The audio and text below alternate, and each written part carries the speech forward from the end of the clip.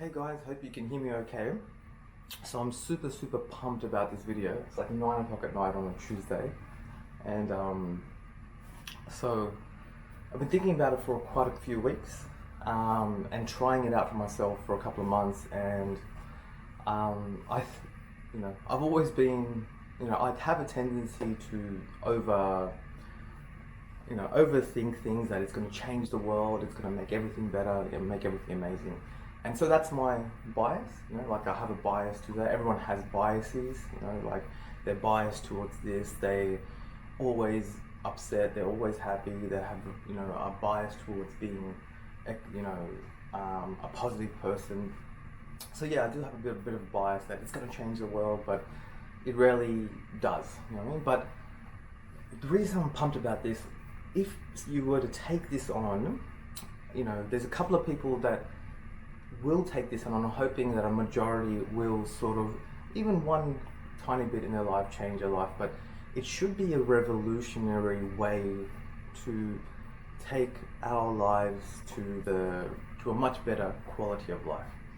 So pretty much this is all based on a theory that no matter what if someone tells you how to do something, like this is how you swing a golf bat, this is how you become great at operations, this is how you become a great sports player, this is how you become great in a relationship, whatever it may be. So you come to someone and you're like, okay, I want to become great at this thing. And this person that's already great, say it's Roger Federer. I'm sure everyone can associate with Roger Federer, one of the best tennis players ever, very liked, very famous. So if we take Roger Federer for example, and there's millions of, well, not millions, maybe there's hundreds of thousands, of kids with parents that dedicate the whole week to them playing tennis. They've got the genetics, they've got the smart, the ability, and their parents are paying maybe $10,000, $20,000 a week USD for their training. And there's hundreds of them, thousands of them. And they're all watching Roger Federer play.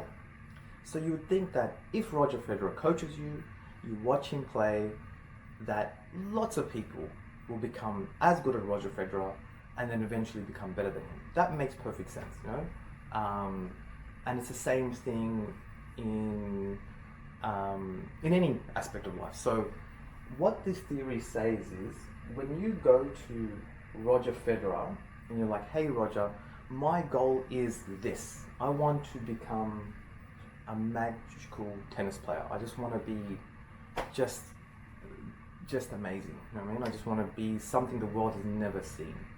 So Roger will say, no problems. I'm going to give you everything I have to you to help you get to that point, and try everything.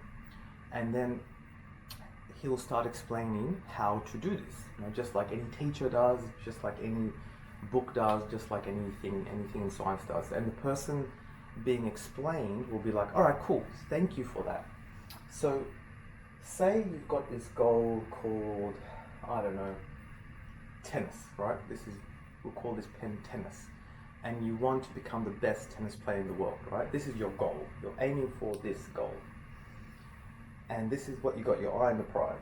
But as Roger Federer starts telling you what to do, and you write it all down or memorize it or whatever you do, you start following, well, I'm going to hit the bat this way, I'm going to do it this way, I'm going to think about it this way, this is my mindset, blah, blah, blah, blah. And then now you're not chasing your goal anymore. You're not even focused on your goal. You're not even trying to reach this point anymore. Now all you're doing is forgetting about this magical thing that you're going for, and your goal has now become this set of laws and prescriptions and systems that Roger Federer has taught you. So you'll try your best, and instead of going towards this goal, you start hitting the racket in a certain way, you start following all these laws, thousands of laws. And eventually what happens is, you'll notice that no one actually becomes magical. No one actually ever becomes great at anything in this world. So I know that's an extreme statement, but let's look at everything in our lives. We've got millions of physicians, but no one is an Einstein. We've got lots of people sitting in mountains trying to get enlightenment as a Zen monk. Millions of them. There's like 400,000 in one city. How many of them actually reach a place of this bliss? Zero. One or two famous ones. So essentially, when you try to find peace, you go to this monk, and the monk's like, hold your hands like this, do this,